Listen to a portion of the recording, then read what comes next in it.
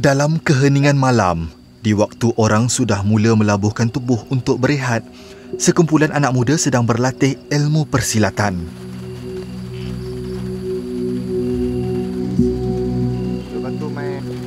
Selain meminati seni keris, Tajuri turut mempelajari pelbagai jenis ilmu persilatan sejak berusia 7 tahun. Hasil pengetahuan dan penghayatan ilmu persilatan yang ada, Tajuri tekad mengasaskan Pertubuhan Seni Silat Harimau Putih Tunggal Negeri Sembilan sejak 11 tahun lalu. Betul yang tepat. Jangan berpusing tempat lain. Contoh bila korang dah duduk. Jadi bila dia bersilat ni adalah satu bentuk membentangkan diri daripada istana sebenarnya. Zaman-zaman dulu persilatan ni, kalau kita sekarang dipanggil persilatan lah, kalau zaman-zaman dulu dipanggil ilmu perang.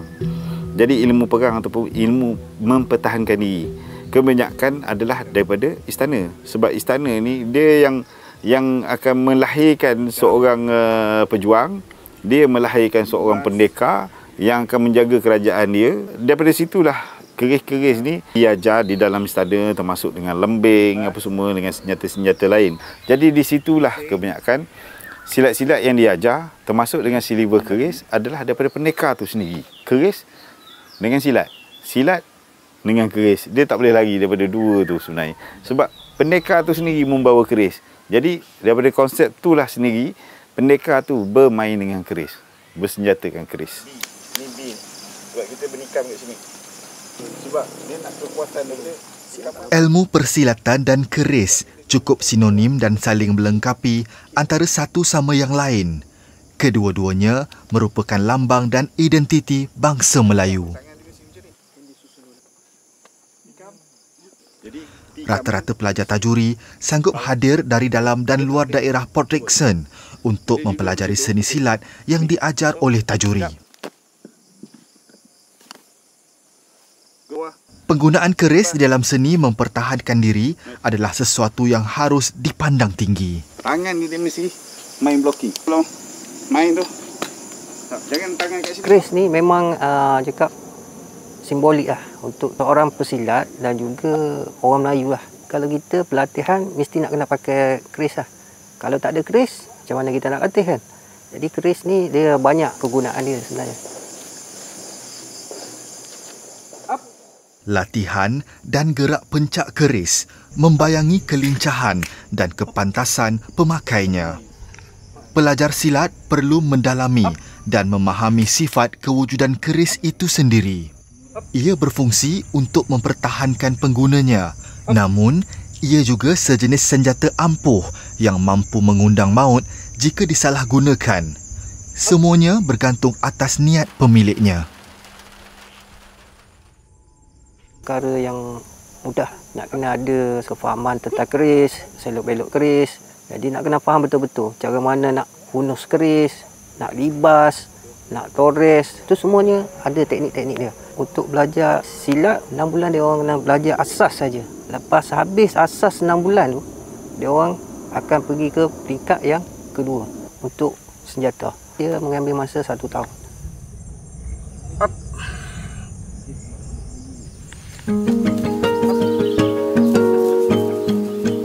Selain penghasilan bilah keris, antara komponen utama yang ada pada sebilah keris ialah hulu, sampir dan sarung selain pendokok keris.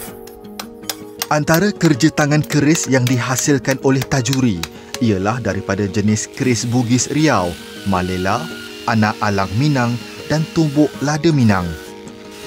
Penghasilan sebuah keris biasa boleh memakan masa selama 3 hari mengikut kepada bahan dan bentuk yang dipilih. Bentuk idea ni sebenarnya dia bukannya kita membuat benda baru. Kita akan meniru balik benda yang asal. Kita kena mencari keris-keris asal dan juga kita cuba tiru balik benda tu supaya bentuk asal dia tak hilang. Kalau macam saya ni, saya lebih suka bentuk asal. Macam mana bentuk asal, macam itulah bentuk yang sekarang, supaya bentuk yang dulu tu tidak dia ada ubah suai. Walaupun 100 tahun akan datang, bentuk asal tu tetap wujud lagi. Selain menghasilkan keris baharu, Tajuri juga turut melakukan restorasi keris lama yang sudah rosak. Penghasilan semula sarung keris yang dimamah usia kebentuk hampir sama seperti yang asal. Ia bertujuan bagi mengekalkan keaslian reka bentuk yang dihasilkan penempa keris terdahulu. Namun, mendapatkan bahan asal untuk baik pulih keris ada cabarannya. Berkenaan dengan ulu sarung ni, biasanya kita akan memakai material bahan kayu tu daripada kayu kemuning, bahan-bahan yang bukan daripada bahan kayu. Contohnya bahan tanduk, gigi geram gajah, gading gajah, kita kata itu memang susah, memang takkan dapat dekat kita. Biasanya kita akan pakai kayu lah, tapi ada juga kayu-kayu yang agak mahal, macam kayu kenaung, kemuning emas, kemuning hitam, kita kata itu yang jenis bahan yang agak susah. Orang kata nak mencari dia tu. Biasanya kita terpaksa membeli daripada negeri lain. Jadi bahan kita ni agak terhad sebab kita ni duduk dekat Negeri Sembilan ni, tukang hanya satu. Jadi pembekal ni kurang. Ini terpaksa kita cari di luar-luar, terpaksa dengan kawan-kawan lah yang bermain dengan keris juga. Musuh kepada bilah keris ialah karat.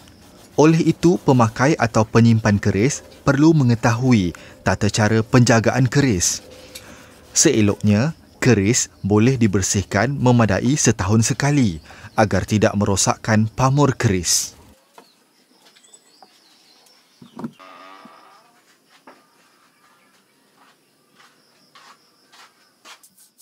Penjaga keris ni biasanya kita akan tengok pada segi bentuk keris dululah. Biasanya kondisi bilah dengan sarung lah. Kalau keris-keris lama ni biasanya kita akan dapat keris yang agak dah uzur. Penjagaan kita tu biasanya kita akan menggunakan air limau nipis, air nenas, air kelapa, air mengkudu pun boleh, buah mengkudu. Untuk direndam apa semua untuk membuang karat. Selepas kita dah membuang karat apa semua tu, maka keris tu akan digosok balik dengan buah gigi. Zaman-zaman tradisional dulu, dia orang pakai sabut kelapa. Selepas dah dihilangkan karat tu pula, kita akan cuci balik bilah tu dengan air kosong. Maknanya air yang tidak ada klorin. Dibilah dengan betul-betul, kemaskan, hilangkan bekas air limau tadi tu, barulah kita akan keringkan. Kalau zaman-zaman dulu ni, dia orang pakai tapak bara dan juga kemenyan. Dilayurkan pada asap kemenyan tu, maka dia dah kering, baru disapu minyak.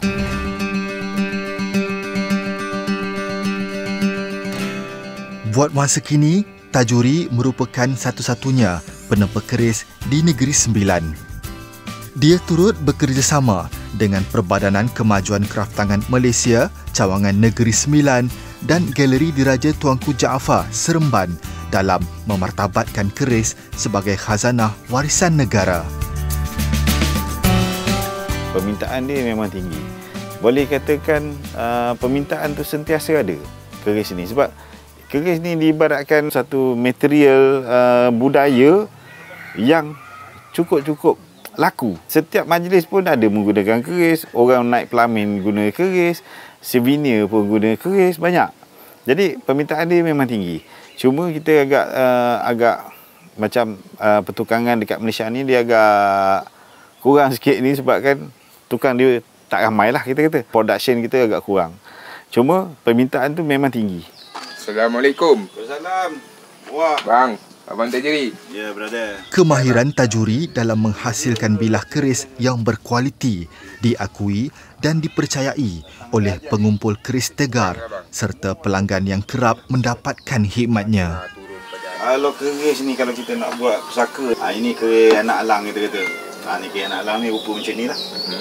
Ini biasanya penempah datang kepada saya ni biasa personal. Biasanya ada juga yang membawa bahan untuk ditempa. Kadang-kadang daripada saya sendiri. Kadang-kadang dia cuba nak copy balik keris keturunan dia yang mana dah rosak apa semua, nak dibuat baru supaya bentuk asal tu ada, dan juga untuk dijaga balik budi bicara antara tukang dengan penempah sendiri.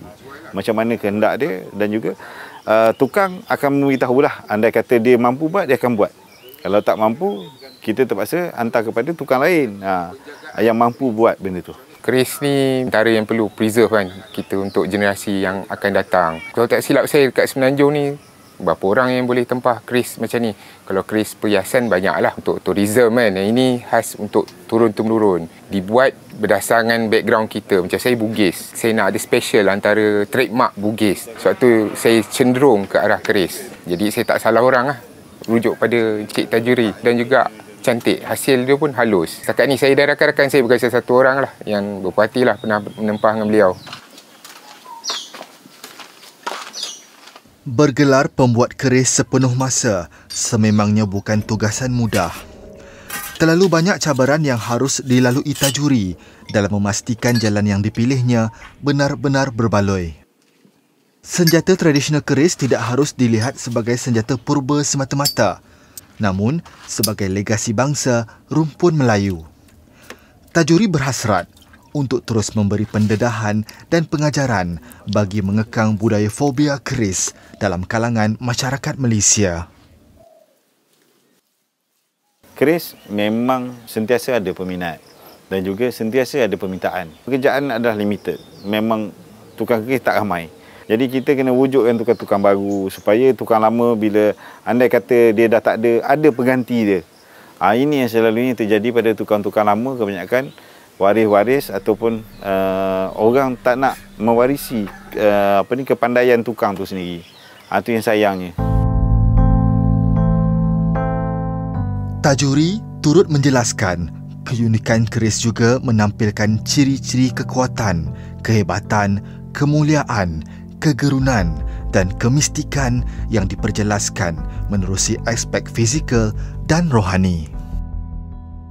Keris bagi saya dia adalah satu senjata yang boleh katakan sampai ke akhir zaman. Sentiasa ada.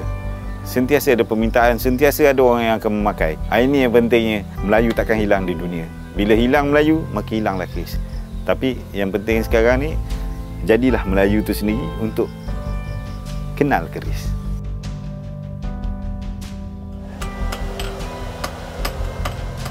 Terdapat pelbagai senjata warisan Melayu, namun keris mempunyai nilai sentimental tersendiri dan masyarakat Melayu menjadikan ia sebagai simbol bangsa. Nilai seni penghasilan dan kejuruteraannya juga tinggi dan tiada ternilai harganya. Maka, legasi tukang empu keris yang menjadi lambang kemegahan dan keperkasaan bangsa Melayu harus diteruskan agar diketahui kewujudan pembuatan senjata tempur masyarakat Melayu zaman dahulu supaya tidak terus tenggelam oleh kemajuan.